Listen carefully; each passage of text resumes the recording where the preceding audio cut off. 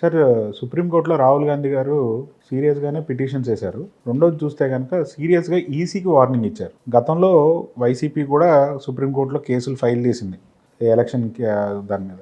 ఇవన్నీ చూస్తే రాహుల్ గాంధీ బాగా యాక్టివ్ అయ్యారంటారా సార్? రాహుల్ గాంధీ ఎప్పటి నుంచో యాక్టివ్ అయి ఉన్నాడండి. కర్మకి ఏంటంటే వ్యక్తిత్వ హననానికి ఈ బీజేపీ వాళ్ళు చేసే స్ట్రాటజీ, ఇప్పుడు చూడండి జగన్మోహన్ రెడ్డి గారిని ఈ సంవత్సరం బట్టి ఎంత హ్యూమిలియేట్ చేస్తున్నారో చూస్తున్నారో మీరు. The same with Rahul Gandhi from almost ఒక డెకేడ్ పైచిల్క్. వెన్ ఇట్ ఈస్ హ్యాపనింగ్ ఏంటంటే ప్రభుత్వం మీద మనకి ఒపీనియన్ ఫామ్ అవ్వకుండా వాళ్ళు ఆల్టర్నేటివ్స్ అక్కడ రాహుల్ గాంధీని ఇక్కడ జగన్మోహన్ రెడ్డిని క్రియేట్ చేస్తున్నారు. చేస్తే ఏమవుతుంది, కంటిన్యూస్గా వాళ్ళు మాట్లాడేదానికి ఇప్పుడు మిమ్మల్ని ఒక పేరుతో పిలవడం పెపేగా అనిపించి నవ్వు వస్తుంది అనుకోండి, దానికి ఎక్కువ అట్రాక్ట్ అయ్యే పందాకి తెరలేపారు. కానీ అతను ఫోకస్డ్గా చేస్తున్న పనులు ఎక్కడ లైమ్లైట్లోకి రానివ్వట్లేదు. అండ్ ముఖ్యంగా ఇది గమనిస్తే మీరు ఈ ఎలక్షన్ కమిషన్ మీద వైఎస్ఆర్సీపీ కానీ మోస్ట్ ఆఫ్ ద అపోజిషన్స్, ముఖ్యంగా మహారాష్ట్ర కానీ and more like Haryana and ఇక్కడ మీకు చూస్తే ఆంధ్రప్రదేశ్ నుంచి we have shown hour decent in the respect to Supreme Court. But quiet unfortunately వాళ్ళకి ఏంటంటే అటానమస్ బాడీ పరంగా ఒక సారీతోనూ, గతంలో తెలంగాణ ఎలక్షన్స్లో రజత్ కుమార్ చూడండి చేసింది sorry, that itself we are helpless. మనం ఏమీ చేయలేని నిస్సహాయ స్థితిలోంచి వాళ్ళు మనని డ్రైవ్ చేయొచ్చు అన్న కాన్సెప్ట్కి డిసైడ్ అయిపోయారు. అక్కడ ఏమవుతుందంటే రాహుల్ గాంధీ లాంటి వాడు, అది నేషనల్ పార్టీ. ఇప్పుడు మనం ఉదాహరణకు వైఎస్ఆర్సీపీ ఆంధ్రప్రదేశ్లోను లేకపోతే తెలంగాణలో కేసీఆర్ గారి పార్టీ లేదా అలా ఎవడెవడో ఇండివిజువల్గా పనిచేసే ముందు ఒక నేషనల్ పార్టీ ఒక మొమెంటం ఇచ్చింది అనుకోండి, ఆ తర్వాతకి వేడినీళ్ళకి సన్నీళ్ళు తోడినట్టు ప్రతి స్టేట్లో ఉన్న అప్రాన్షన్స్ ఓవరాల్గా దేశం మొత్తం మీద చర్చనీయాంశాలు అవుతాయి. కానీ చూస్తే వైసీపీ కూడా ఎలక్షన్స్ ఓడిపోగానే బాలినేని గారు ఎవరైతే వాళ్ళ పార్టీలో లేని కానీ బట్ అతను సుప్రీంకోర్టులో కేసు వేశారు. హీరింగ్కి వస్తూ ఉన్నాయా సార్ అవన్నీ? అదే చెప్తున్నాను సార్, వీళ్ళు ఎంత స్ట్రాటజికల్గా కేసులు ఎవరైతే వేసారో వాళ్ళ నటుపక్క మడతెట్టేశారు. బుర్ర అన్నది ఇంగిత జ్ఞానం ఉంది వాడకుండా బాలినేని అటు పోయాడు. వాడుంటే ఇవాళ ఒక ఫైటింగ్ వారియర్ కింద ఉండదు కదా. ఇవాళ దేశంలో జరుగుతున్న అన్సర్టనిటీలో ఇవాళ చెప్పాలంటే బాలినేనికి రాహుల్ గాంధీకి వచ్చిన ఎలివేషన్ వచ్చింది. నువ్వు తెలివి తక్కువతాను somebody is yielding unnecessarily what is the అందులో మజా ఏముంది? నువ్వు ఛాలెంజింగ్ చేసి దాంట్లోంచి ఒక అవుట్కమ్తో ఎస్. ఇప్పుడు గద్వాలు చూడండి, డీకేర్న ఎలక్షన్ ముందు రోజు తను గెలిచింది.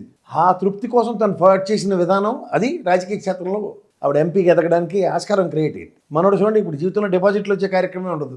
ఫస్ట్ థింగ్ జనసేన టికెట్ ఇవ్వలేదు, వేరే సంగతి. ఇట్లాంటివి కాదు. ఇప్పుడు రాహుల్ గాంధీ ఇనిషియేషన్ ఎట్లా ఉందంటే ఎస్ గివెన్ ఏ చేతావని to election commission, if they won't respond డెఫినెట్గా సుప్రీంకోర్టులో తేల్చుకుంటారన్న చేతావని ఉంది. దాంతో దేశవ్యాప్తంగా ఉద్యమం మనం గతంలో చెప్పినట్టు రోజు గరాలు చేసుకుంటూ కూర్చున్నారు అనుకోండి ఎలక్షన్ కమిషన్ ముందు, obviously they need to come with the solution కదా. నెక్స్ట్ ఎలక్షన్ కూడా ఇలాగే ఇదే దిక్కుమాల దరిద్రం పెడతామంటే ఒప్పుకోరు. ఎస్ డెఫినెట్గా వస్తుంది. ఇప్పుడు బ్యాలెట్ పేపర్లు మార్చి మిషన్లు తీసుకొచ్చారు. మిషన్లతో కూడా ఇదే దరిద్రం ఉన్నప్పుడు ఖచ్చితంగా దాని అవుట్కమ్ ఇవ్వాలి కదా, అవును కదా. Otherwise they need to prove a point as per this is what it is అన్నది. ఎక్కడికక్కడ తగలెట్టేసి ఆ స్లిప్పులు లేవు, ఇవి లేవు, ఏవి ట్యాలీ లేవు, గౌరవ సుప్రీంకోర్టుకి మేము ఒక కథ చెప్తూ ఉంటే ఎవడనుకుంటాడు. గట్టిగా ఫుడ్ ఆన్ చేస్తే సారీ చెప్పాం. ఎవరికి నీ దిక్కుమాలి సారీ. 5 సంవత్సరాలు ప్రజాప్రభుత్వాలు ఇక్కడ ఎవరికి నచ్చిన ప్రభుత్వాలు ప్రతిష్ఠించుకోవడానికి ఎలక్షన్ కమిషన్ దోహదపడుతుందా? ఆ కోణంలో ఆలోచించాలి. సో వీటన్నిటి పర్యవసానాల్లో జాతీయ స్థాయిలో ఒక మొమెంటం తీసుకొస్తున్నాడు రాహుల్ గాంధీ. అతి దగ్గరలో దీని పర్యవసానాలు ఎలక్షన్ కమిషన్ ఫేస్ చేయవలసిందే. అంటే లోకల్ పార్టీస్ అన్నీ కూడా ఏమన్నా కాంగ్రెస్తో కలిసి ఈ అంశంలో ఫైట్ చేసే అవకాశం ఎంతవరకు కనిపిస్తాం? అంటే అందరూ కలవాల్సిన అవసరం లేదు. ఎవరైతే సఫరర్స్ ఉంటారో వాళ్ళు దాని కంటిన్యూషన్ ఉంటుంది. ఇప్పుడు ఉదాహరణకి బాలినేని వేసిన దాంట్లో కూడా ఇంప్లీడ్ అయ్యాడు అనుకోండి, నాకు తెలిసి ఆయన ఒక ఉత్తరాంధ్రలో ఒక ఎంపీ కూడా వేసాడు కేసు. ఆయన ఫస్ట్ బ్యాటరీ ఏంటి ఇది అవ్వలేదని ఐడెంటిఫై చేశాడు. అలాంటి వాళ్ళకి ఆల్రెడీ కేసులు ఉన్నాయి దాని మీద. వాళ్ళు ఇంకొంచెం ఇంప్లీడ్ అయ్యారు అనుకోండి, బాలినేని విత్డ్రా అవ్వచ్చు, ఆ కేసులు మేము ఇంప్లీడ్ అవుతున్నాం, this is what is exactly happened అని నియోజకవర్గాల వారీగా మొత్తం చేసి ఉంటే ఖచ్చితంగా సినిమా వేరేగా ఉంటుంది. సో వాళ్ళు ఎంత ఈజీ కాదు సార్. ఫస్ట్ ఆఫ్ ఆల్ ముఖ్యంగా మహారాష్ట్రలో ఆయన ఫెడరలిటీస్ ఏమీ కాకుండా చెప్పేసాడు ఏం లేదు అంత బాగానే ఉందని. ఎలక్షన్ కమిషన్ కూడా చెప్పేసింది. కానీ బట్ ఎగ్జాక్ట్గా జరిగిన ఇష్యూస్తో సుప్రీంకోర్టులో ఆర్గ్యుమెంట్ స్టార్ట్ అయ్యి వాటి అవుట్కమ్ ఇవాళ కాకపోతే రేపు వస్తాయి. You need to have patience. Sir మరొక అంశంలోకి వెళ్తే ఏపీ గవర్నమెంట్ ఏదైతే సిట్ విచారణ చేస్తూ ఉందో ఏపీ లిక్కర్ కేసు పైన అని ఇవాళ కూడా ఏమన్నా వచ్చినాయి అంటారా సార్? ఏమన్నా ఏమీ రాదు. ఏమైనా ఉంటాయి కదా సార్, మీకు తెలుసు తెలియదు హైకోర్టులో వాయించి పడేస్తుంది ప్రభుత్వాన్ని. ఒక్క ఎవిడెన్స్ లేకుండా ఏడు తీసుకొస్తారు కట్టు పేస్టులు చేసని చెప్పి. మీరు కోర్టు ప్రొసీడింగ్స్ చూడండి, తీసుకెళ్ళి ఓన్లీ రిమాండ్లు పెంచి మాకు ఇంకో కొంచెం రిమాండ్ కావాలి వాళ్ళ దగ్గర నుంచి వీళ్ళు ఎక్స్ట్రాక్ట్ మోర్ ఇన్ఫర్మేషన్ అని ప్రతిసారి రిమాండ్ ఎక్స్టెండ్ చేసుకుంటారు ఇప్పటిదాకా జరిగింది. But outcome they have failed to get even a single evidence. Sir అది ప్రభుత్వం చేసిన వ్యాపారం సార్. వీళ్ళు బేసిక్ లాజిక్ వదిలి ఏదేదో పెట్టకథల చుట్టూ తిరుగుతున్నారు. అంటే జగన్మోహన్ రెడ్డి గారిని అరెస్ట్ చేసే అవకాశం ఉంది అని అన్నారు. వీళ్ళనే ఎడ్ చేయాలో తెలియక సస్తుంటే వీళ్ళు జగన్మోహన్ రెడ్డిని అరెస్ట్. అప్పుడు జరిగే repercussions they can't even face.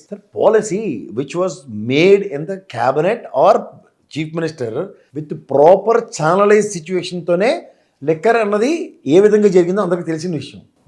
That's a government policy. ఆ పాలసీలో తప్పులు అవుట్కమ్ ఏంటి మీరు చెప్పవలసింది. ఎవరో మీనా గారికి ఎవడో ఎల్లయ్య పుల్లయ్య గారు రాసిన ఉత్తరంతో ఇది అయిపోయిందని చెప్పి ఫ్యాబ్రికేటెడ్ ఇష్యూస్తో ముందుకెళ్ళడం కాదు. జస్ట్ లైక్ సిబిఐ ఈడీ కేసులు జగన్మోహన్ రెడ్డి మీద ఎలా పెట్టారో శంకర్రావు రాసిన ఎమ్మెల్యే రాసిన ఉత్తరానికి సేమ్ టు సేమ్ ఇది రిపీట్ చేస్తున్నారు. బట్ ఫార్చునేట్లీ ఇక్కడ గౌరవ న్యాయస్థానంలో ప్రతి దగ్గర ముట్టుకలు కొడుతున్నాయి. ఇవాళైతే సిట్ చేతులు ఎత్తేసింది. అసలు they are fail to prove a single point in that.